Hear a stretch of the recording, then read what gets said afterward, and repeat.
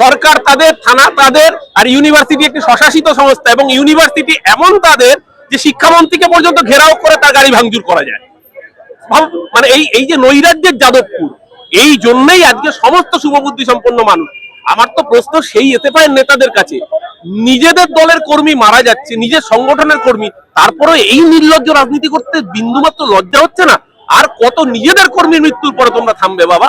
এর আগে একজন স্বপ্নের অপমৃত্যু ঘটিয়েছে, একটি বাচ্চা ছেলে নির্লজ্জ ভাবে অসম্ভব র্যাগিং করে ছেলেটিকে খুন করা হয়েছে, কার্যত বাধ্য করা হয়েছে তাকে। আর আজকে এই মৃত্যু শুধুমাত্র মদের আখড়া। আজকে আপনি যান, যে পুকুরের পাশে বডি পাওয়া গেছে, সেই পুকুরটা ভর্তি মদের বোতল। কারা করছে এগুলো? প্রোগ্রামের পারমিশন কটা অবধি ছিল? রাত 8টার পর্যন্ত কেন প্রোগ্রাম বন্ধ হয়নি? রাত 10টা অবধি মোৎসব চলছিল, ফুর্তি চলছিল বলে একটা মেধাবী ছাত্রী অকালে তাকে প্রাণ দিতে হলো। আর তোমার নিজের কমরেড, তার মৃত্যু হয়েছে, তার জন্য রাস্তায় নামো না, আবার বড় বড় কথা। এর থেকে বিচারিতা, এর থেকে নোংরা রাজনীতি আর কিছু হতে পারে না। নিজের সহকর্মীর মৃত্যুতে যারা রাস্তায় নামে না, তারা সবচেয়ে বড় ক্রিমিনাল।